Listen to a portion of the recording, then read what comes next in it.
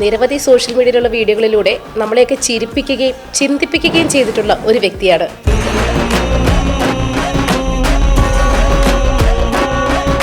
ട്രോളുകളെ Allen ഭയക്കുന്നുണ്ടോ? ഉണ്ട്. എന്തൊക്കെ കാര്യങ്ങൾ ശ്രദ്ധിച്ചിട്ടുണ്ട് ഒരു ലേഡി ആയിട്ട് വർക്ക് ചെയ്യുമ്പോൾ? ഞാൻ കൂടുതലും എന്താ പറയാ റിലേഷൻ പുലർത്താൻ നോക്കിയിട്ടില്ല. നമ്മൾ സാധാരണ എന്താ പറയാ പച്ചക്ക് പറഞ്ഞു കഴിഞ്ഞാൽ അഡ്ജസ്റ്റ്മെന്റ് എന്ന് പറഞ്ഞ് പറയാം, അത് ഞാൻ ചോദിക്കാറില്ല.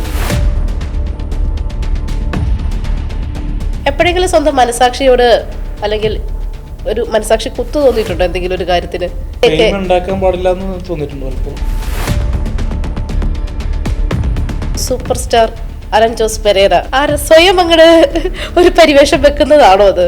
സ്വയമല്ല, ജനങ്ങൾ തന്നെ കളിയാക്കി വിളിക്കുന്ന ഒരു പേരാ സൂപ്പർ സ്റ്റാർ.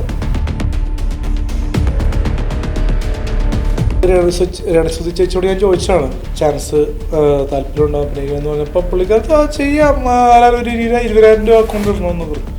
പറഞ്ഞു ചേച്ചി നടക്കത്തില്ല എന്ന് പറയും.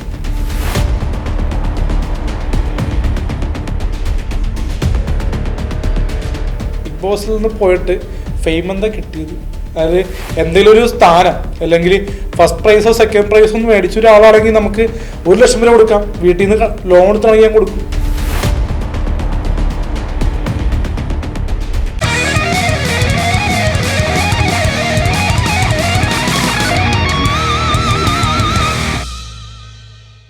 നമസ്കാരം.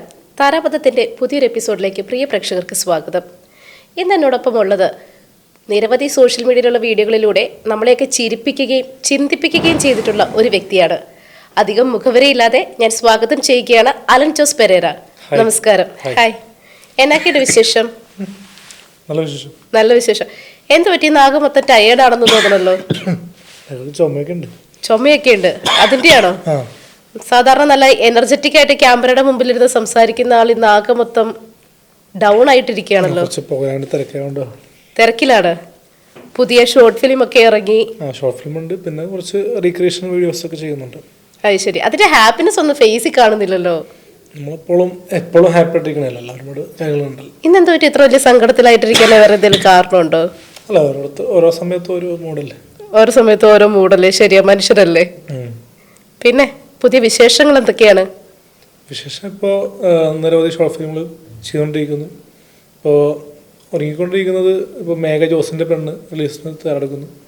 പിന്നെ CA ഡേവിഡ് ജോൺ മാസാണ്. പിന്നെ ക്രിസ്മസ് അപ്പൻ സാന്റ, അങ്ങനെ ഒരുപാട് വർക്കുകൾ. ഓക്കെ, അപ്പോൾ നമ്മൾ പുതിയതായിട്ട് റിലീസായ അമരേന്ദ്രനാഥ് പ്രണയത്തിലാണ് എന്നുള്ള ഷോർട്ട് ഫിലിം ഞാൻ കണ്ടായിരുന്നു. എന്ത് മെസ്സേജാണ് അതിലൂടെ പ്രേക്ഷകർക്ക് കൊടുത്തിരിക്കുന്നത്? അതിലൂടെ എന്ന് പറയുമ്പോൾ ഒരു എന്താ പറയുക, രോഗി ട്രീറ്റ്മെൻ്റ് ആയിട്ട് വരുമ്പോൾ നമ്മൾ അതിനുള്ള കാര്യങ്ങൾ ചെയ്യാം, അതിനുള്ള പേയ്മെൻറ്റ് ചെയ്യാം എന്ന് പറയുന്നൊരു ഇതുണ്ട്. പിന്നെ വലിയ രീതിയിലുള്ളൊരു എന്താ പറയുക പ്രശ്നമാണെങ്കിലും 2 ആഴ്ച കഴിഞ്ഞ് വരാൻ പറഞ്ഞത് ഇത് ആ ഒരു ഇതൊരു കഥയിൽ പറഞ്ഞതാണ്. അതല്ലാണ്ട് അവർക്ക് പേഴ്സണലി രോഗമൊന്നും ഇല്ലല്ലോ. കഥാപാത്രം ചെയ്യുമ്പോൾ അവർ ചെയ്തു വെച്ച് നോക്കാം. മെസ്സേജ് പരിമിതമായ രീതിയിൽ നിന്ന് ചെയ്യുന്നതിൻ്റെതായ ചില പ്രശ്നങ്ങളും ഉണ്ടാകാം. കഥയ്ക്ക് പറ്റുന്ന കഥയ്ക്കും ഡയലോഗിന് വരുന്ന ഒരു പ്രശ്നങ്ങൾ ഉണ്ടാകാം. ഞാനല്ല കഥ എഴുതിയത്, അഭിലാഷാട്ടയമാണ്. അപ്പോൾ അദ്ദേഹത്തിൻ്റെ ആയിട്ടുള്ളൊരു ഇതിലുണ്ടാകും. ഞാൻ ഐഡിയകളും ത്രെഡും പറഞ്ഞു കൊടുക്കും, പുള്ളിയാണ് ഡെവലപ്പ് ചെയ്തത് പല കാര്യങ്ങളും. ഇപ്പോൾ സോഷ്യൽ മീഡിയയിൽ നിൽക്കുന്ന ഒരാളെന്നുള്ള രീതിയിൽ ഞാൻ ചോദിക്കുകയാണ്, നമ്മൾ സോഷ്യൽ മീഡിയയിൽ നിൽക്കുന്ന എല്ലാവരും എന്തെങ്കിലുമൊക്കെ ഒരു മെസ്സേജസ് നമ്മളെപ്പോഴും നമ്മുടെ പ്രേക്ഷകർക്ക് കൊടുക്കണമെന്ന് ആഗ്രഹിക്കുന്ന ആൾക്കാരാണ് അല്ലേ? ഇപ്പം നമ്മളൊരു ആൾക്കാർ കടന്നു വരാൻ ആഗ്രഹിക്കാത്ത മേഖല സോഷ്യൽ മീഡിയ. കാരണം ഒരുപാട് തരണം ചെയ്തിട്ടേ മുന്നോട്ട് പോകാൻ പറ്റുള്ളൂ. ആൾക്കാരെ ഫേസ് ചെയ്യണം.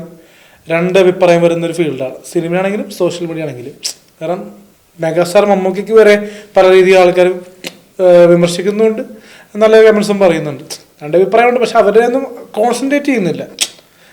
ട്രോളാണെങ്കിലും ചില സിനിമയ്ക്കാണ് വരുന്നത്, അവരുടെ ഓരോരോ കാര്യങ്ങൾക്ക് അങ്ങനെ ഡെയിലി അവർ കണ്ടന്റുകൾ ചെയ്യുന്നില്ല. അതുകൊണ്ടാണ് മമ്മൂക്കയാണെങ്കിലും ലാലേട്ടനാണെങ്കിലും ആ ഒരു ട്രോൾ മെറ്റീരിയലായി മാറാത്തത്. അല്ല, അവര് കണ്ടന്റ് ക്രിയേറ്റേഴ്സ് അല്ലല്ലോ ഒരിക്കലും. അല്ല മാഡം, എന്നാലും ഒരു സിനിമകളുടെ വെച്ച് നോക്കുമ്പോൾ ആ സിനിമയുടെ വീഡിയോസ് ഇറങ്ങുമ്പോൾ അതിന് ട്രോൾ വരുന്നുണ്ട്. അതായത് അതാരും ചോദിക്കുന്നുമില്ല. ഒരുപാട് ട്രോൾ വരുമ്പോൾ എന്താണ് ചേട്ടാ ട്രോൾ വരുന്നതെന്നൊന്നും ചോദിക്കുന്നില്ല. ട്രോളുകളെ അലൻ ഭയക്കുന്നുണ്ടോ? ഭയക്കുന്നുണ്ടോ ട്രോളുകളെ? ഉണ്ട്. കാരണം കളിയാക്കിയുള്ള ട്രോളാണല്ലോ. കാരണം വലിയ വലിയ സ്റ്റാർസ് ഇപ്പൊ ഞാൻ പറഞ്ഞില്ലേ, ഇപ്പൊ വലിയ വലിയ നടന്മാർക്ക് വരെ ആ ഒരു ട്രോൾ മെറ്റീരിയൽ അവരാകുന്നുണ്ട്. ഇപ്പൊ ദിലീപേട്ടാണെങ്കിലും ലാലേട്ടാണെങ്കിലും മമ്മൂക്കാണെങ്കിലും ജയറാമേട്ടാണെങ്കിലും ആർക്കാണെങ്കിലും ട്രോൾ വരാം. അതൊക്കെ നേരിടാൻ പറ്റുന്നുണ്ടെങ്കിൽ മാത്രമേ സിനിമയാണെങ്കിലും ഞാൻ ചെയ്യുന്ന ഷോർട്ട് ഫിലിം ആണെങ്കിലും ഇറങ്ങി തിരിക്കാൻ പറ്റുള്ളൂ. എന്ത് എങ്ങനെയാണെങ്കിലും. ഈ ട്രോളന്മാരോടൊക്കെ എന്തെങ്കിലും പറയാനുണ്ടോ? ഒരാളെ കളിയാക്കിയും ഒരാളെ അധപ്പതനം ചെയ്തും പൈസ ഉണ്ടാക്കുന്നതോട് എനിക്ക് വലിയ യോജിപ്പില്ല. പക്ഷെ ഞാനൊരു കാര്യം ചോദിച്ചു, ഞാൻ അലൻ എന്ന് പറയുന്ന ഒരു വ്യക്തിയില് അലനെ തന്നെ സോഷ്യൽ മീഡിയയിൽ വിറ്റ് ജീവിക്കുന്ന ഒരാളാണെന്ന് ഞാൻ വേണമെങ്കിൽ ഒറ്റ വാക്കിൽ പറയും. അതായത് നമ്മൾ കാണുന്ന അലനൊന്നും അല്ല യഥാർത്ഥ അലൻ എന്നുള്ളത് ഞങ്ങൾക്ക് എല്ലാവർക്കും വ്യക്തിപരമായിട്ട് അറിയാവുന്ന കാര്യമാണ്. കാരണം നമ്മളിപ്പോ എന്താ പറയാ, ഒരു ബുദ്ധി ഇത്തിരി കൂടുതലുള്ളത് കൊണ്ടാണ് സ്വയം കോമാളി വേഷം കെട്ടിയിട്ടാണെങ്കിലും സോഷ്യൽ മീഡിയയിൽ പണം സമ്പാദിക്കാമെന്ന് അലൻ കണ്ടുപിടിച്ച് അതിലൂടെ ജീവിക്കുന്നത് അല്ലേ? അല്ലെ? അപ്പൊ ഞാൻ സംസാരിക്കാൻ ആഗ്രഹിക്കുന്ന അലൻ ഈ സോഷ്യൽ മീഡിയയിൽ കോമാളി വേഷം കാണിക്കുന്ന ആളോ അല്ലെങ്കിൽ എന്താ പറയണേ ഇങ്ങനെ ഇപ്പൊ ട്രോള് വിഷമം ഉണ്ടാക്കുന്ന കാര്യം പറഞ്ഞു, അതിനൊക്കെ നിന്ന് കൊടുക്കുന്ന അലനെ അല്ല. ഉള്ളിന്റെ ഉള്ളില് യഥാർത്ഥത്തിലുള്ള അലൻ ജോസ് പെരേര, നമ്മളൊക്കെ നമ്മുടെ മനസാക്ഷിയുടെ മുമ്പിൽ നിൽക്കുന്ന ഒരു വ്യക്തിത്വം ഉണ്ട് നമുക്ക് എല്ലാവർക്കും. ആ ഒരു അലൻ ജോസ് പെരേരയാണ് ഇന്ന് എനിക്ക് കാണേണ്ടത്. തീർച്ചയായിട്ടും അങ്ങനെയാണ് ഇപ്പോഴും ഇവിടെ ഇരിക്കുന്നത്. പക്ഷെ എനിക്ക് തോന്നുന്നില്ല കേട്ടോ, ഇപ്പോഴും എന്താ പറയണത്, എടുത്തണിഞ്ഞ ഒരു മുഖഭാവത്തോട് കൂടിയിട്ടാണ് ഇരിക്കുന്നത്. ഒരിക്കലും ആ ഇന്നസെന്റ് ആയിട്ടുള്ള ഒരു അലനെ ഇപ്പോഴും കാണാൻ പറ്റിയിട്ടില്ല. എപ്പോഴും ഇങ്ങനെയൊക്കെ തന്നെയാണ്. ഇപ്പോ ക്യാമറക്ക് മുന്നിൽ നമ്മളെ ഒരു എന്താ പറയാ കണ്ടന്റ് ക്രിയേറ്റ് ചെയ്യുക അല്ലെങ്കിൽ എന്തെങ്കിലും വിവാദങ്ങൾ ഉണ്ടാക്കാൻ നോക്കുന്നത് ചില വിവാദങ്ങൾ. അപ്പോൾ അങ്ങനെ ചെയ്യുമ്പോൾ മാത്രമാണ് ആ ഒരു കണ്ടന്റിന് വേണ്ടി നമ്മൾ ഇപ്പൊ പറയുന്ന കോമാളി വേഷം കിട്ടുന്നത്. അത് മാറ്റി അതിൽ വിട്ട് കഴിഞ്ഞാൽ നമ്മൾ വേറെ ഒരു റിയൽ ലൈഫുണ്ട്. അതിൽ അത്യാവശ്യം ഇപ്പോൾ ഒരു പാക്കറ്റ് പാലിന് 30 രൂപ എന്നുള്ള അറിയാവുന്ന എനിക്ക് ബുദ്ധിയുണ്ട്. വീട്ടിലോട്ട് സാധനങ്ങളൊക്കെ മേടിക്കാറുണ്ട്. ഒരു കിലോ പഞ്ചസാരക്ക് 45-55 രൂപ എല്ലാണെന്ന് എനിക്കറിയാം. അല്ലാതൊന്നും അറിയില്ലാത്ത ഒരാളല്ലേ. എങ്ങനെയാണ് അപ്പൊ ഈ സോഷ്യൽ മീഡിയയിൽ പിടിച്ചു നിൽക്കാൻ പറ്റുന്ന രീതിയിൽ ഈ കണ്ടന്റുകൾ ഉണ്ടാക്കുന്ന ബുദ്ധി കേന്ദ്രം കൂടെയുള്ള ആരെങ്കിലും ആണോ അതോ സ്വയമാണോ? സ്വയം കണ്ടന്റ് പ്ലാൻ ചെയ്യുന്നുണ്ട്. പിന്നെ നമ്മള് കൂട്ടുകാർ വിഷ്ണു കൊച്ചിക്കാനാണെങ്കിൽ അഭിലാഷാട്ടയും അങ്ങനെ ഒരുപാട് കണ്ടെങ്കിൽ ഇപ്പോൾ ഒരുപാട് ആൾക്കാർ പുതിയ വരുന്നുണ്ട്. പുതിയ ആൾക്കാരിൽ കൂടുതലും ഞാൻ ലേഡീസുടെ സൗഹൃദം പുലർത്താറുള്ളത്. അതിൽ ഒരുപാട് എന്താ പറയുക ധൈര്യം വേണ്ട ഒരു മേഖലയാണ്. കാരണം ബോയ്സിനെക്കാളും കൂടുതൽ ലേഡീസോട് അടുക്കുമ്പോൾ നമുക്ക് ഒരുപാട് പേടിക്കാനുണ്ട് പല കാര്യങ്ങൾ. അപ്പം അതൊക്കെ ഒരു എന്താ പറയുക ധൈര്യം ഉണ്ടെങ്കിൽ മാത്രമേ പെൺകുട്ടികളോട് ഇന്നത്തെ കാലത്ത് സൗഹൃദം ചെയ്യാൻ പറ്റുള്ളൂ. അല്ലെങ്കിൽ സൗഹൃദം എന്ന് പറഞ്ഞാൽ എന്ത് സൗഹൃദമാണെങ്കിൽ പോലും ഞാൻ പറയണം. പക്ഷേ അതായത് ഈ അലൻ എന്ന് പറയുന്ന വ്യക്തിയെ ഈ സോഷ്യൽ മീഡിയയിൽ കാണുന്ന ആദ്യം ഓൺലൈൻ മീഡിയാസ് കൊണ്ടുവന്നപ്പോഴാണ് എനിക്കൊന്നും ശ്രദ്ധിക്കപ്പെട്ടത്. പെട്ടെന്നായിരുന്നു ശ്രദ്ധിക്കപ്പെട്ടതിന് ശേഷമുള്ള അലന്റെ ആ ഒരു വളർച്ചയും. അതിനിടയ്ക്ക് ഈ പറഞ്ഞ ട്രോളുകൾ എന്ന് പറയുന്ന ഈ ട്രോളന്മാർക്ക് ഒരു മുഖ്യ പങ്കുണ്ട്. അലൻ എന്ന് പറയുന്ന ഒരാളെ സോഷ്യൽ മീഡിയയിൽ ഇത്രയും റീച്ചാക്കി നിർത്തുന്നതില് അല്ലെ? അവർക്കൊരു പ്രത്യേക പങ്കുണ്ട്. പക്ഷെ ഇതിനൊക്കെ അച്ഛനും അമ്മയും അല്ലെങ്കിൽ നമ്മുടെ കൂട്ടുകാരും നമുക്ക് അടുത്ത് നിൽക്കുന്ന നമ്മുടെ ക്ലോസ് ആയിട്ടുള്ള കുറച്ച് പേര് നമുക്ക് എപ്പോഴും ഉണ്ടായിരിക്കും. അവര് എന്താ അലനോട് ഇതിനെ കുറിച്ചൊക്കെ പറയാറുള്ളത്? ഫസ്റ്റ് ടൈം എതിരായിരുന്നു. ഈ ക്യാഷ് എന്ന് പറഞ്ഞ സംഭവം വന്നു തുടങ്ങിയ പിന്നെയാണ് ഒരുപാട് ഫ്രണ്ട്സ് നമ്മളോട് കൂടെ നിന്നത്. മനസ്സിലായ? ഇപ്പോ എന്റെ പ്രായം 24 വയസ്സാണ്. അപ്പൊ ആ പ്രായത്തിലുള്ള ആൾക്കാർ പോലും സൗഹൃദം കൂടിയത് ഇപ്പൊ പണം എന്ന് പറയുന്ന സംഭവം എന്റെ അടുത്തേക്ക് വന്നപ്പോഴാണ്. മനസ്സിലായ? നമ്മളൊരു കോമിക്കായിട്ട് നിന്ന് ആ ഒരു കണ്ടന്റ് റിവ്യൂ പറഞ്ഞ സമയത്ത് ഇവരാരും നിന്നില്ലായിരുന്നു. അന്ന് എൻ്റെ കയ്യിൽ ക്യാഷ് ഇല്ലായിരുന്നു. ഇപ്പം എൻ്റെ കയ്യിൽ ഇപ്പോൾ എനിക്ക് ഓർക്കുമ്പോൾ സമയമുണ്ട്. കാരണം എനിക്ക് കിട്ടുന്ന ലക്ഷങ്ങളല്ല, പക്ഷേ ഒരു ദിവസം 10,000 രൂപയിൽ മുകളിൽ വീഡിയോ പ്രൊമോഷൻ ചെയ്യുമ്പോൾ എനിക്ക് കിട്ടുന്നുണ്ട്. ആ ഒരു പണത്തിൻ്റെ ബലത്തിലാണ് എൻ്റെ കൂടെയുള്ള പല സൗഹൃദങ്ങളും. ഇപ്പം എല്ലാം അങ്ങനെ അല്ലെന്നല്ല, പക്ഷെ ചില സൗഹൃദങ്ങൾ. പിന്നെ വീട്ടുകാർക്ക് പിന്നെ നമ്മൾ ഒരു മകർന്ന നിലയിൽ ഒരു 3,000 രൂപ 5,000 രൂപ ഞാൻ ഒരാഴ്ച കൊടുക്കാറുണ്ട്. ഇല്ലെന്ന് ഞാൻ പറയുന്നില്ല. അതമ്മ വന്നിരുന്ന് പറയേണ്ട ആവശ്യമില്ലല്ലോ, ഇന്റർവ്യൂവിൽ വന്ന് പറയേണ്ട ആവശ്യമില്ല. സത്യസന്ധമായിട്ട് എനിക്ക് ഗൂഗിൾ പേ സ്റ്റേറ്റ്മെന്റ് ഉണ്ട് പല കാര്യങ്ങളും. അല്ല, 24 വയസ്സുള്ള ഒരാൾ ഈ പ്രായത്തിൽ നല്ലൊരു എമൗണ്ട് സമ്പാദിച്ച് വീട്ടുകാരെ നോക്കുക, അച്ഛനമ്മയെ കെയർ ചെയ്യുക എന്നുള്ളത് നിസ്സാര കാര്യമല്ല ഇപ്പോഴത്തെ കാലഘട്ടത്തില്. പക്ഷെ അതിനടുത്ത മാർഗമാണ് അലൻ എന്ന് പറയുന്ന വ്യക്തിയെ ഇവിടെ വ്യത്യസ്തനാക്കി നിർത്തുന്നത്. ആ മാർഗത്തിനെയാണ് മാർഗം നമ്മൾ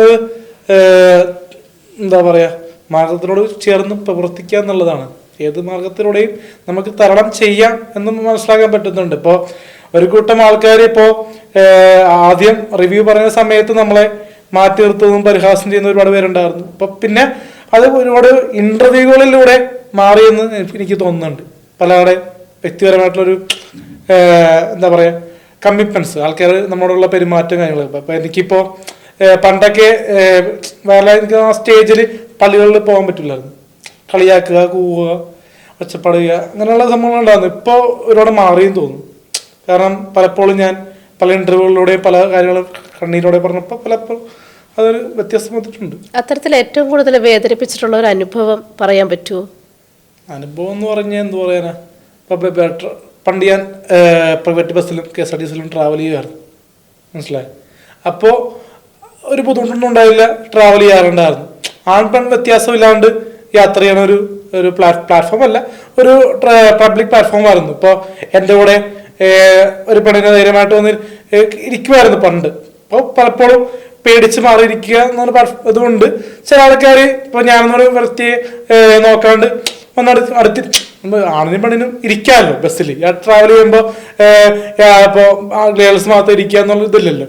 പല പല പല കാറ്റഗറി സ്ത്രീകൾ പുരുഷന്മാരെന്നൊരു സംഭവം ഉണ്ടെങ്കിൽ പോലും ഒരു സീറ്റിൽ ഇരിക്കാറുണ്ട്. ഒരുമിച്ച് ട്രാവൽ ചെയ്യുമ്പോൾ പല ആൾക്കാരും ഇരിക്കും. ഇപ്പോൾ മെട്രോയിൽ ഇപ്പോൾ സഞ്ചരിച്ച് കാണാൻ പറ്റും, മനസ്സിലായി. അപ്പം അതുപോലെ ഇപ്പോൾ മാറ്റമുണ്ട്. ഇപ്പം അത്യാവശ്യം ആൾക്കാർ നമ്മളോടെ ഒന്നിച്ചെന്ന് പറഞ്ഞാൽ ഒരു സീറ്റിൽ അടുത്തിരുന്ന് യാത്ര ചെയ്യാനും പേടിക്കേണ്ട ആവശ്യമില്ല. പലപ്പോഴും ചില ആൾക്കാർ പണ്ടും പറഞ്ഞിട്ടുണ്ട്, ഇപ്പോൾ അടുത്തിരുന്നെന്നും പറഞ്ഞ് കൊച്ചി അടിക്കില്ല എന്നൊരു സംഭവം ചില ആൾക്കാരുടെ സ്റ്റേറ്റ്മെന്റ് പറയുന്നത് അവരുടെ പറയുന്നത് ഞാൻ കേട്ടിട്ടുണ്ട്. അപ്പോൾ അതുകൊണ്ട് തന്നെ പേടിക്കേണ്ട ആവശ്യമില്ല.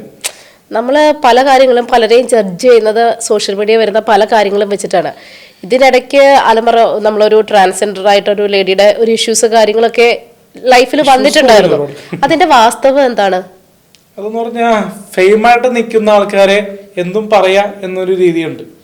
അത് നമ്മളെ ടാർഗറ്റ് ചെയ്യുന്നൊരു ജയിലിൽ എന്ന് പറഞ്ഞ സംഭവം ടാർഗറ്റ് ചെയ്തിട്ടാണ് ചെയ്യുന്നത്. നമ്മൾ എന്ന് പറയുന്ന വ്യക്തി പോകുന്ന സ്ഥലങ്ങളും കാര്യങ്ങളൊക്കെ എല്ലാവർക്കും അറിയാം. അപ്പം അതുകൊണ്ട് തന്നെ പറയുന്ന ട്രാൻസ്ജെൻഡർ വ്യക്തിയെ നമ്മൾ നേരിട്ട് കണ്ടൊരു വീഡിയോയോ അല്ലെങ്കിൽ എന്തെങ്കിലും എവിടെയെങ്കിലും പ്രചരിച്ചാൽ നമുക്ക് പറയാം. നമ്മളായിട്ട് ഒരു കണ്ടു മുട്ടി മീറ്റ് ചെയ്തെന്ന് പറഞ്ഞു, മനസ്സിലായോ? നമ്മൾ എല്ലായിടത്തും പോകുമ്പോൾ ഫോട്ടോ എടുക്കാറുണ്ട്, വീഡിയോ എടുക്കാറുണ്ട്, മനസ്സിലായോ? ട്രാൻസ്ജെൻഡേഴ്സിനൊപ്പം ഫോട്ടോ എടുത്തിട്ടുണ്ട്. ട്രാൻസ്ജെൻഡേഴ്സ് കമ്മ്യൂണിറ്റിയിൽപ്പെട്ട ഒരുപാട് പേരുണ്ടല്ലോ, മനസ്സിലായോ? അവരോടായിട്ട് നമ്മൾ വ്യക്തിപരമായിട്ട് സൗഹൃദം ഇല്ലെങ്കിൽ പോലും ഇപ്പോൾ ഒരുപാട് ഇപ്പോൾ എന്താ പറയുക കൂടുതൽ അഭിനയിച്ച ചേച്ചിയായിട്ടൊക്കെ അത്യാവശ്യം നമ്പർ കാര്യങ്ങളൊക്കെ ഉണ്ട്. അപ്പം അങ്ങനെ 1-2 LLB എന്ന് പറഞ്ഞ സിനിമയിലും ട്രാൻസ്ജെൻഡർ ഒരാൾ വർക്ക് ചെയ്തു. അപ്പം അവരൊക്കെ ആയിട്ട് നമ്മൾ കാണുമ്പോൾ സെൽഫി എടുക്കാറുണ്ട്. എന്നും പറഞ്ഞ് ഈ കമ്മ്യൂണിറ്റി ഉള്ള ഒരാൾ ഉള്ളതെന്നാ പറയുന്നത്. പക്ഷെ നമ്മൾ നേരിട്ട് കണ്ടിട്ടില്ല.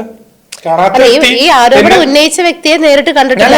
ഞാൻ കണ്ടിട്ടില്ല, സന്തോഷ് വർക്കും കണ്ടിട്ടില്ല, മനസ്സിലായ. ബാക്കി ഒരുപാട് പേരുടെ പേരുകൾ പറയുന്നുണ്ട്, മനസ്സിലായി. എല്ലാവരുടെ പേരിലും കുറ്റം ചേർത്ത് തരും. എന്താണെന്ന് ദിവസത്തിൽ എനിക്കറിയില്ല. ഒരാളെ മൊത്തത്തിൽ ടാർഗറ്റ് ചെയ്തൊരു സംഭവമായിരുന്നു. സൂക്ഷിക്കേണ്ട ഒരു പെണ്ണ് പറഞ്ഞെങ്കിൽ അന്ന് അറസ്റ്റ് ചെയ്താന്, മനസ്സിലായ. ലേഡിയാണ് കംപ്ലൈന്റ് കൊടുത്തിരുന്നെങ്കിൽ ഒന്നും നോക്കണം, കണ്ണും പൂട്ടി അറസ്റ്റ് ചെയ്തു. കാരണം ഇപ്പോൾ മാങ്കോട്ട് എന്ന് പറഞ്ഞ പുള്ളിക്ക് സംഭവിക്കുന്നത് അതുപോലെയാണ്. കാരണം ലേഡി ആയതുകൊണ്ട് അത് സീരിയസ് ആയിട്ട് അത് അറ്റംപ്റ്റ് ചെയ്തിട്ടുണ്ട്.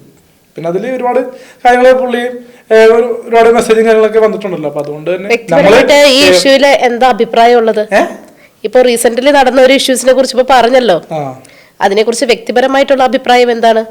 എന്ന് പറഞ്ഞാൽ സ്ത്രീകളോടുള്ള സൗഹൃദം കുറക്കുക, മനസ്സിലായ. കാണുക ഇടുക എന്നുള്ള ഫോട്ടോ എടുത്ത് ഫേസ്ബുക്കിലൊക്കെ ഇടുക എന്നുള്ള പ്രവണത ഉണ്ടല്ലോ പുള്ളിക്കാരന്. അപ്പൊ അതുകൊണ്ട് തന്നെ ഈ രാഷ്ട്രീയക്കാര് സിനിമാ നടിമാരോട് കൂട്ടുകൂടുന്നത് കുറയ്ക്കുക, അല്ലെങ്കിൽ കൂടാണ്ടിരിക്കുക. കൂടിക്കഴിഞ്ഞാൽ മാന്യമായിട്ട് ഇടപെടുന്ന ആൾക്കാരാണെങ്കിൽ ഇടപെടുക.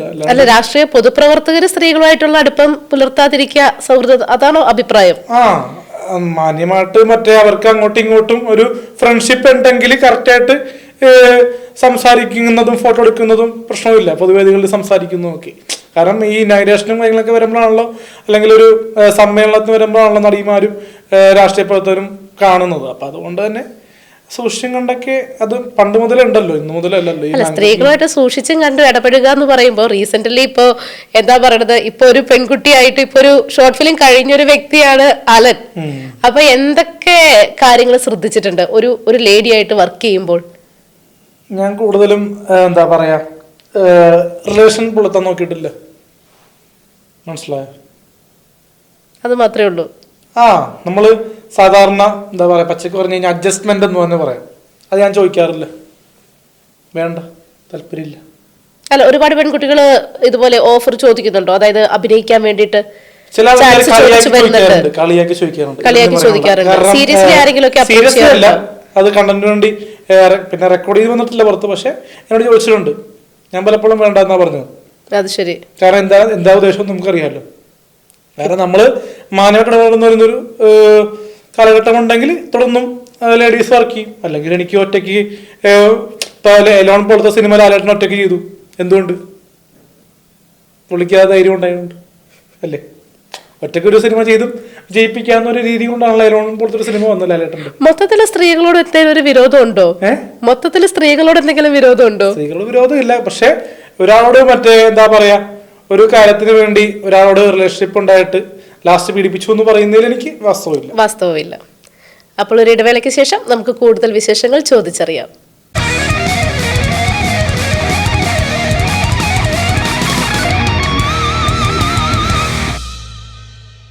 വിവാഹ ജീവിതത്തെ കുറിച്ച് എന്താണ് അഭിപ്രായം? വൈകാതെ ഒരു വിവാഹമൊക്കെ ഉണ്ടാകുമോ? ഇപ്പൊ അതിനെപ്പറ്റി ചിന്തിക്കുന്നില്ല. അടുത്ത 2 വർഷത്തിനുള്ളിൽ നടന്നു. അതിനെപ്പറ്റി വലിയ അഭിപ്രായമില്ല. 2 വർഷത്തിനുള്ളിൽ കടക്കാൻ സാധ്യതയുണ്ട്.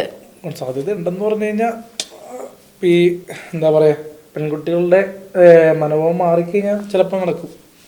എന്ത് മനോഭാവം പെൺകുട്ടികളുടെ മാറേണ്ടത്? കാരണം അലിൻ ജോസ് പെരേര എന്ന വ്യക്തിയെ മനസ്സിലാക്കുന്ന ഒരു പെൺകുട്ടി ഉണ്ടെങ്കിൽ ജീവിതത്തിലേക്ക് ഒരു പെൺകുട്ടിക്ക് സ്ഥാനമുണ്ട്.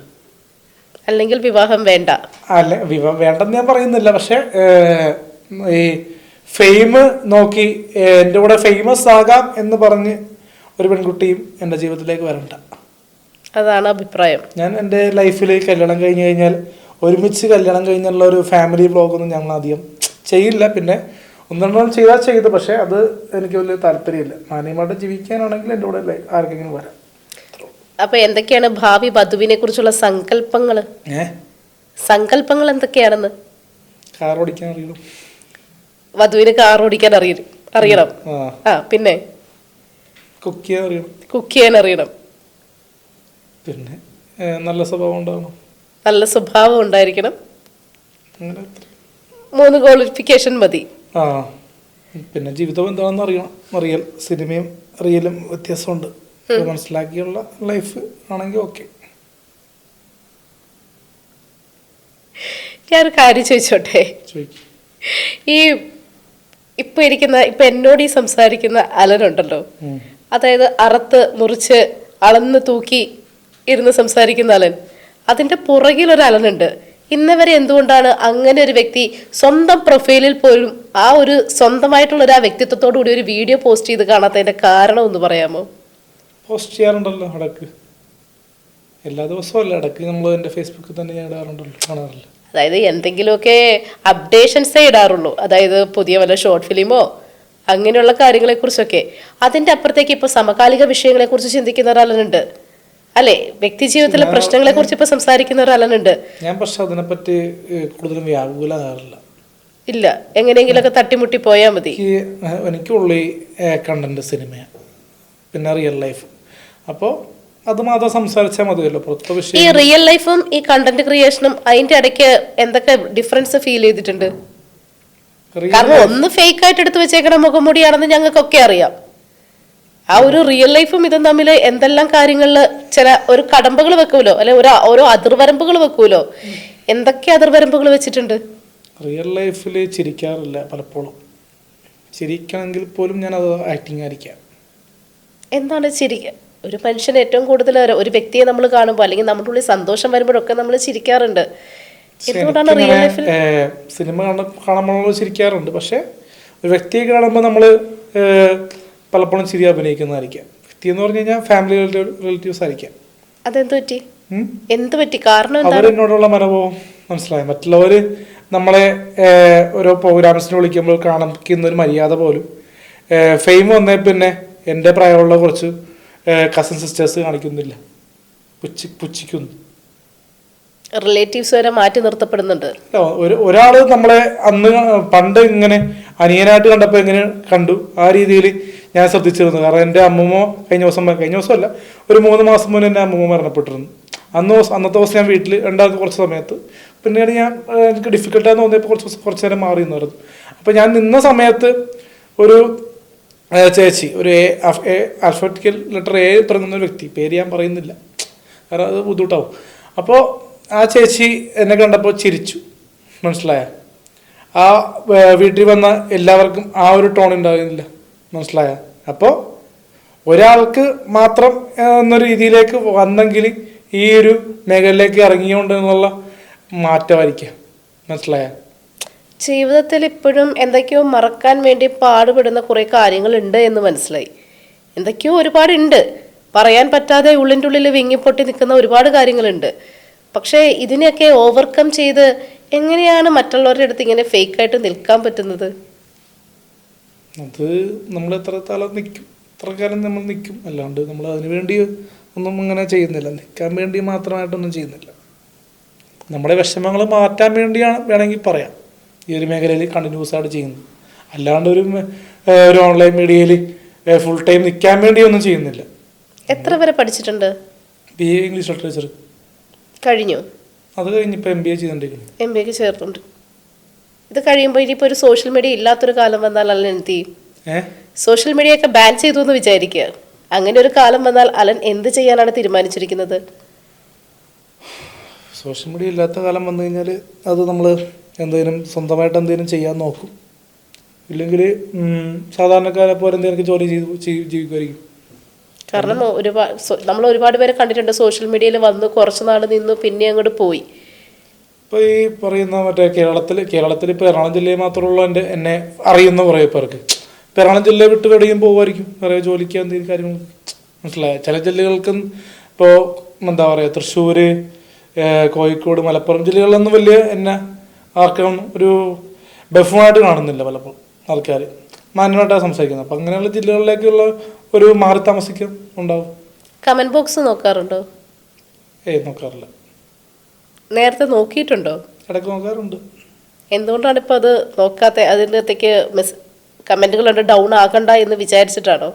കമന്റ് എല്ലാവർക്കും വരുമല്ലോ. ഇപ്പോൾ ഞാൻ നേരത്തെയും പറഞ്ഞല്ലോ, വലിയ വലിയ താരങ്ങൾക്ക് ഒരേ കമന്റും വരാറുണ്ട്. ഇപ്പോൾ ലാലേട്ടനെ പോലും തല്ലാൻ വേണ്ടി ഒരാൾ ഒരു ദിവസം തിയേറ്ററിൽ ഞാൻ കണ്ടായിരുന്നു, എമ്പുരാൻ റിലീസ് ചെയ്ത സമയത്ത്. അപ്പോൾ അതുകൊണ്ട് തന്നെ ആർക്ക് ഇതുവരെയും വധഭീഷണിയും വരാം, നേരെ അറ്റാക്കും വരാം. അത് എല്ലാം ശ്രദ്ധിച്ച് മാത്രമേ ഒരു ആക്ടറായിട്ട് നിൽക്കാനും അല്ലെങ്കിൽ സോഷ്യൽ മീഡിയ നിലനിൽക്കാനും പറ്റുള്ളൂ. എല്ലാം നമ്മൾ ഫേസ് ചെയ്യണം. അലൻ ഒരു വീഡിയോ ചെയ്യുമ്പോൾ അതിൽ നിന്ന് പ്രേക്ഷകരെ ചിരിപ്പിക്കണം എന്നാണോ ചിന്തിക്കുന്നത്, അതോ ചിന്തിപ്പിക്കണം എന്നാണോ ചിന്തിക്കുന്നത്? എന്താണ് അതിൻ്റെ പുറകിലത്തെ കാര്യങ്ങൾ? ഇത് കണ്ടിട്ട് ഒരാൾ ആ വീഡിയോ ഞാൻ ചെയ്യുന്ന സംഭവങ്ങൾ ഒരാൾക്ക് എങ്ങനെ ചെയ്യാൻ പറ്റുമോ എന്നുള്ള ചോദ്യമാണ് ആ വീഡിയോ ചെയ്യുമ്പോൾ. മനസ്സിലായോ? ഞാൻ ചെയ്യുന്ന എല്ലാ വീഡിയോകളിലും പോലെ ചെയ്യണമെന്നല്ല. ഇപ്പോൾ റീക്രിയേഷൻ തന്നെ പറയാം. റീക്രിയേഷൻ ചെയ്ത ഏതെങ്കിലും വീഡിയോ ഈ പറയുന്ന ആൾക്കാർ ചെയ്യുന്നുണ്ട്. അത് ഞാൻ ചെയ്യുന്ന രീതികളിൽ നിന്നും കുറച്ചുകൂടിയൊക്കെ എന്താ പറയുക, കോമിക്ക് കാണിച്ചിട്ട് അവർ ചെയ്യുന്നത്, അല്ലാണ്ട് പ്രൊഫഷണലായിട്ട് അവർ ചെയ്യുന്നില്ല. ഇപ്പോൾ റീസെൻ്റ്ലി ഒരു കുഞ്ഞിക്കൂനൻ്റെ ഒരു വീഡിയോ ഒക്കെ ചെയ്തിട്ടുണ്ടായിരുന്നു. അപ്പോൾ അതൊക്കെ ചെയ്യുമ്പോൾ ഉള്ളിൻ്റെ ഉള്ളിൽ എന്താണ് ഫീൽ ചെയ്യണത്? ആൾക്കാർക്ക് ചിരി വളർത്തുക എന്നുള്ളത് മാത്രമാണ്, അല്ലാണ്ട് നമ്മളതിന് ഒന്നുമായിട്ട് ചെയ്യുന്നില്ല കൂടുതൽ. നമ്മുടെ വീഡിയോ കണ്ട് മറ്റുള്ളവർ ചിരിക്കണം, സന്തോഷത്തോടെ ഇരിക്കണം, അതിന് വേണ്ടിയിട്ടാണ് ഈ കോമാളി വേഷം കെട്ടുന്നത് എന്നാണ് അലൻ പറയുന്നത്. അതിനുവേണ്ടി മാത്രമല്ല, ആൾക്കാർക്ക് ആ ഒരു സാധനം വേണമെന്നതിനോട് ഓൺലൈൻ മീഡിയ പറഞ്ഞപ്പോൾ അതുകൊണ്ട് സഹകരിച്ചു കൊടുത്തു, അത്രേ ഉള്ളൂ. പല വാക്കുകളും പല ഉത്തരങ്ങളിലും ജെനുവിനായിട്ടല്ല അലൻ സംസാരിക്കുന്നത്. എപ്പോഴെങ്കിലും സ്വന്തം മനസാക്ഷിയോട് അല്ലെങ്കിൽ ഒരു മനസാക്ഷി കുത്തു തോന്നിയിട്ടുണ്ടോ എന്തെങ്കിലും ഒരു കാര്യത്തിന്? വേണ്ടായിരുന്നു, അല്ലെങ്കിൽ ചെയ്യണ്ടായിരുന്നു, അല്ലെങ്കിൽ അത് പോസ്റ്റ് ചെയ്യണ്ടായിരുന്നു, അവരുമായിട്ട് സൗഹൃദം വേണ്ടായിരുന്നു, അങ്ങനെയൊക്കെ ഉണ്ടാക്കാൻ പാടില്ല എന്ന് തോന്നിയിട്ടുണ്ട് പലപ്പോഴും. തോന്നിയിട്ടുണ്ട്. അത് ഈ ട്രോളുകൾ കാരണമാണോ? ട്രോള് കാരണമല്ല, വേറെ പല ഫാമിലി പറയാൻ പറ്റുന്ന കാര്യങ്ങളാണോ? അല്ലാതെ എനിക്ക് അല്ലെന്റെ ബുദ്ധിമുട്ടുണ്ടോ ഇങ്ങനെ ഇരിക്കുന്നതിൽ? ആകെപ്പാടെ അപ്പടി നെർവസ് ആയിട്ടിരിക്കുന്നത് പോലെ ഇല്ല, ഒന്ന് നന്നായിട്ട് ഓക്കെ പറഞ്ഞോ. ബുദ്ധിമുട്ടൊന്നുമില്ല, ചോദിക്കും. പറഞ്ഞു, ഇപ്പൊ പറഞ്ഞതിന്റെ ബാക്കി പറഞ്ഞില്ല. ഏതാ ചോദ്യം? ക്ലിയർ ആയില്ല. അല്ല, ഈ പറയാൻ പറ്റാത്ത കാര്യങ്ങളാണോ? പറയാൻ പറ്റാത്തൊന്നുമില്ല. സോഷ്യൽ മീഡിയയിൽ വന്നതിന് മുമ്പുള്ളൊരു വ്യക്തിയിൽ നിന്നും എല്ലാവരും പേരെടുത്ത് വിളിക്കുന്നൊരു സംഭവം പലപ്പോഴും ബുദ്ധിമുട്ടായി വരുന്നുണ്ട്. ഞാൻ നമ്മുടെ അമരേന്ദ്രനാഥ് പ്രണയത്തിലാണ് അതിന്റെ ടൈറ്റിലിനകത്ത് കണ്ടു സൂപ്പർ സ്റ്റാർ അലൻ ജോസ് പെരേര. സ്വയം അങ്ങോട്ട് ഒരു പരിവേഷം വെക്കുന്നതാണോ അത്? സ്വയമല്ല, ജനങ്ങൾ തന്നെ കളിയാക്കി വിളിക്കുന്ന ഒരു പേരാ സൂപ്പർ സ്റ്റാർ. അതുകൊണ്ടാണ് അതിന്റെ അകത്ത് അങ്ങനെ വെച്ചത്, മനഃപൂർവ്വം വെച്ചതാ. ഓരോ കാര്യങ്ങളും വെക്കുമ്പോൾ അതിന്റെ പുറകിൽ ഓരോരുത്തർക്കും ഓരോ കാരണങ്ങളുണ്ടെന്ന് ചുമ്മാതല്ല പറയുന്നത്. പ്രേക്ഷകരെ കളിയാക്കി വിളിക്കുന്നത് കൊണ്ടാണ് അലൻ ആ ഒരു സൂപ്പർ സ്റ്റാർ പരിവേഷം. അപ്പൊ അതിനാർക്കും കുറ്റം പറയാൻ പറ്റത്തില്ല. ഞാൻ ഒരിക്കലും സൂപ്പർ സ്റ്റാർ എന്ന് ഞാൻ പറയുന്നില്ല, മനസ്സിലായോ? എങ്കിലും നമ്മള് പുറത്തിറക്കുന്ന ഒരു വീഡിയോയില് അതിനുള്ളിൽ അത് വെക്കുമ്പോൾ അതിന്റെ പിന്നിലെ വസ്തുത എന്താണെന്ന് അറിയണല്ലോ. അതുകൊണ്ടാണ് ചോദിച്ചത്. കേസ് കൊടുക്കാത്തതുകൊണ്ട് മുന്നോട്ട് പോകും, മനസ്സിലായോ? സൂപ്പർ സ്റ്റാർ എന്ന് പറഞ്ഞ് ലാലേട്ടന് മാത്രം വെക്കാം അല്ലെങ്കിൽ ദിലീപേട്ടന് മാത്രം വെക്കാം എന്നൊരു ഇതില്ലല്ലോ.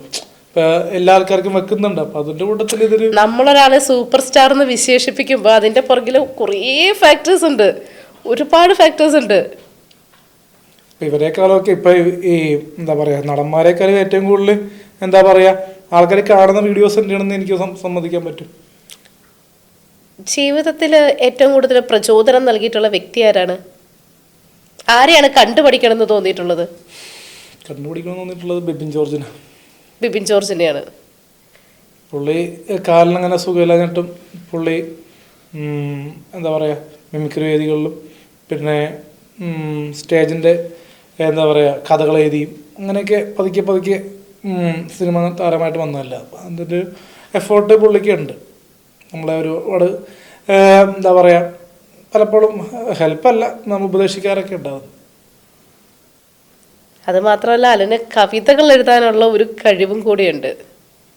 റീസെൻ്റ്ലി ഇപ്പം ഒരു പാട്ട് എഴുതി കഴിഞ്ഞു അല്ലേ? അത് പാടി സോഷ്യൽ മീഡിയയിൽ പോസ്റ്റ് ചെയ്ത് കഴിഞ്ഞു. അതെ, ഇപ്പൊ പുതിയ എന്തെങ്കിലും അപ്ഡേഷൻ ഉണ്ടോ? പുതിയ കവിതകൾ എന്തെങ്കിലും ഇതൊക്കെ ബുക്കായിട്ട് പ്രസിദ്ധീകരിക്കുന്നുണ്ടോ?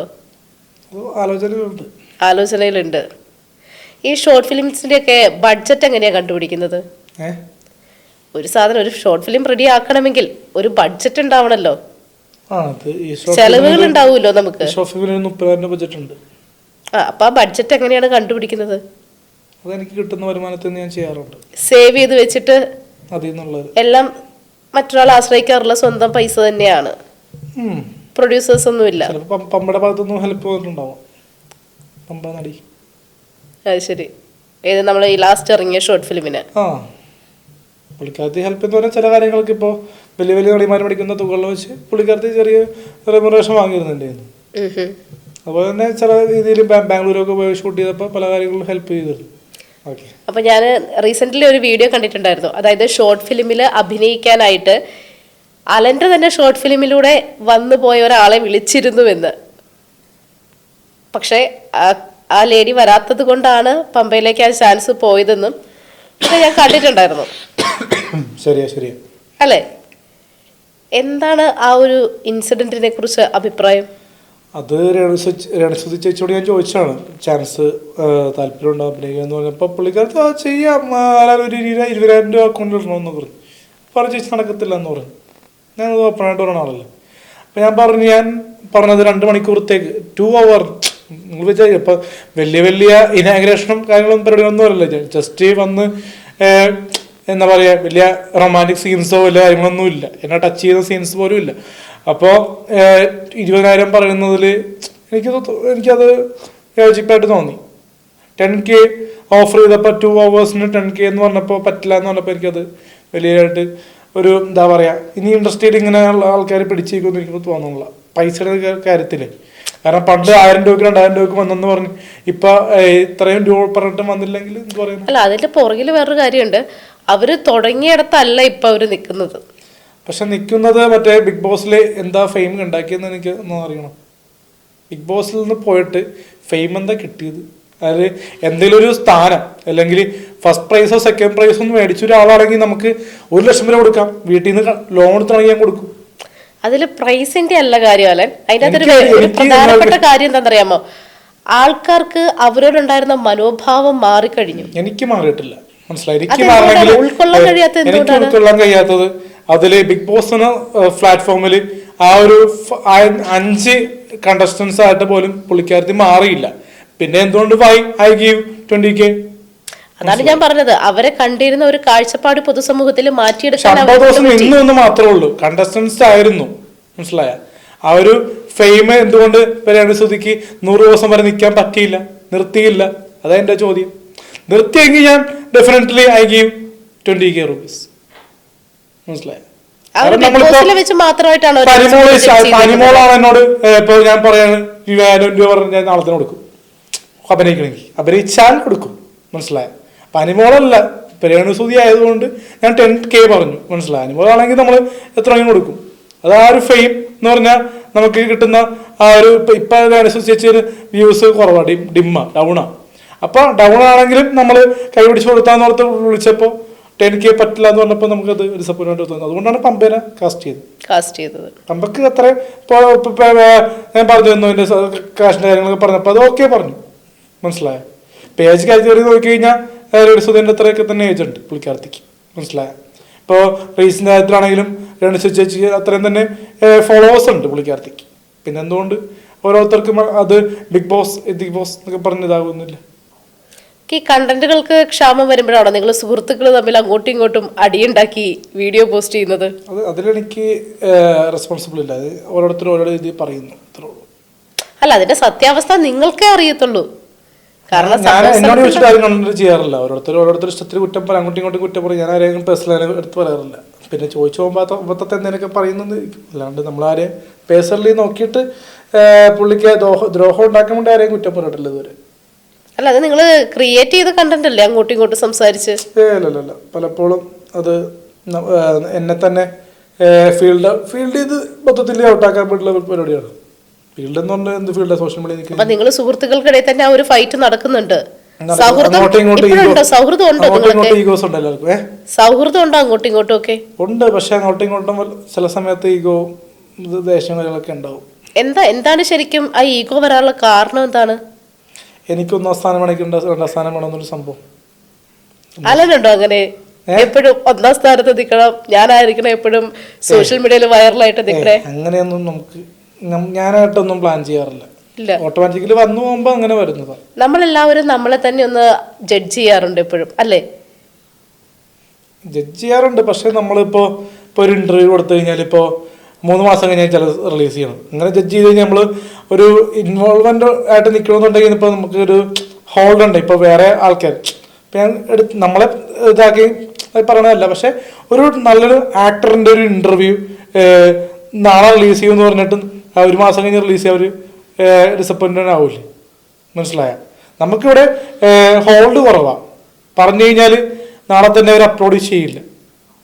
അത് ഓരോരുത്തരുടെ ഇഷ്ടം. അതുകൊണ്ട് നമ്മൾ നമ്മുടെ കണ്ടന്റുമായിട്ട് മുന്നോട്ട് പോകുന്നു.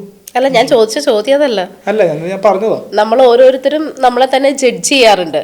അപ്പൊ ആ ജഡ്ജ് ചെയ്യുന്ന സമയത്ത് എന്തൊക്കെ മാറ്റങ്ങൾ സ്വയം വരുത്തണമെന്ന് തോന്നിയിട്ടുണ്ട്? അച്ചടക്കം, ക്ഷമ. എങ്ങനെ? അച്ചടക്കം, ക്ഷമ. രണ്ടും ഇല്ല. രണ്ടും മാറ്റണം കുറച്ചുകൂടി. ക്ഷമ തീരെ ഇല്ലാത്ത വ്യക്തിയാണെന്ന് തോന്നിയിട്ടുണ്ട്. തോന്നിയിട്ടുണ്ട്. അപ്പൊ ഈ അച്ചടക്കവും ക്ഷമയൊന്നും ഇല്ലാത്ത ഒരാളാണ് ജീവിതത്തിലേക്ക് ഒരു പെൺകുട്ടി വന്നു കഴിഞ്ഞാൽ എന്ത് ചെയ്യും? അല്ല, അത് വരാൻ വേണ്ടിയാണ്, ഡിസിപ്ലിൻ ആകാൻ വേണ്ടിയാണല്ലോ നമ്മളൊന്ന് മാറി കല്യാണത്തിലേക്ക് നോക്കുന്നത്. അപ്പൊ ഒരു അച്ചടക്കവും ക്ഷമയും കുറവുള്ള ഒരു ആൺകുട്ടി ഒരു പെൺകുട്ടിയെ കല്യാണം കഴിച്ചാൽ അത് രണ്ടും ജീവിതത്തിൽ വരുമെന്നാണ് വിശ്വസിക്കുന്നത്. ക്ഷമയുണ്ടല്ലോ, നമുക്ക് അങ്ങോട്ടും ഇങ്ങോട്ടും ഈക്വൽ ആയിട്ടുള്ള ലവ് ഉണ്ടെങ്കിൽ അവിടെ എല്ലാം വരും. തന്നെ അച്ചടക്കവും ക്ഷമയും വരും. ഇപ്പൊ കല്യാണം കഴിച്ച് എത്ര പേര് ഹാപ്പി ആയിട്ടിരിക്കുന്നു കണക്കെടുത്ത് കഴിഞ്ഞാൽ കുറവായിരിക്കും.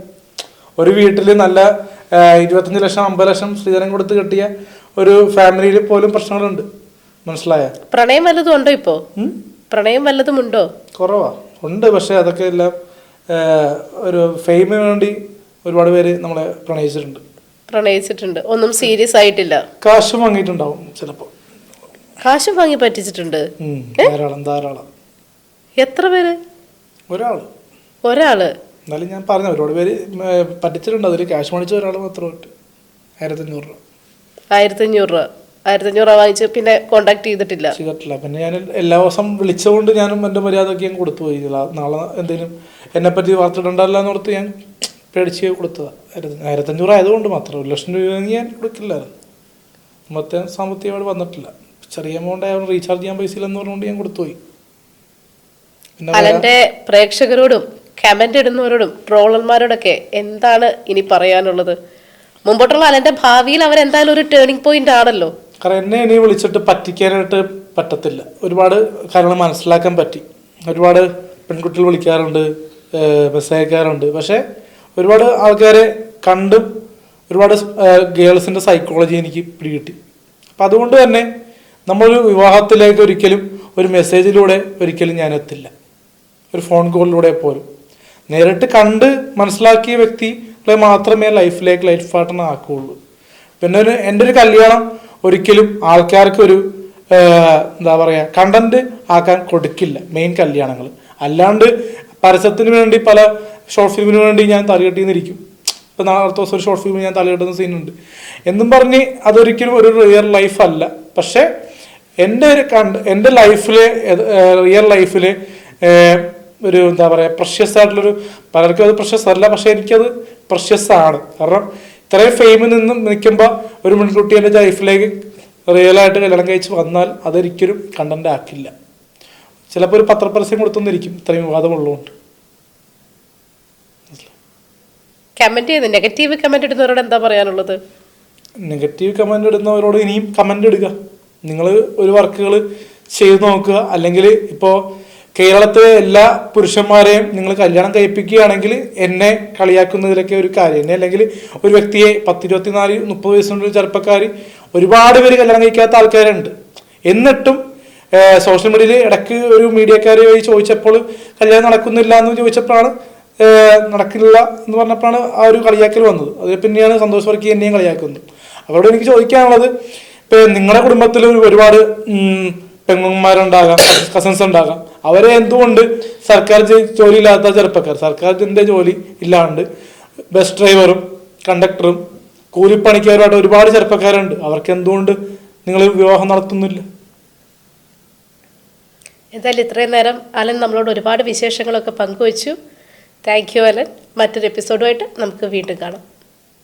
Thank you.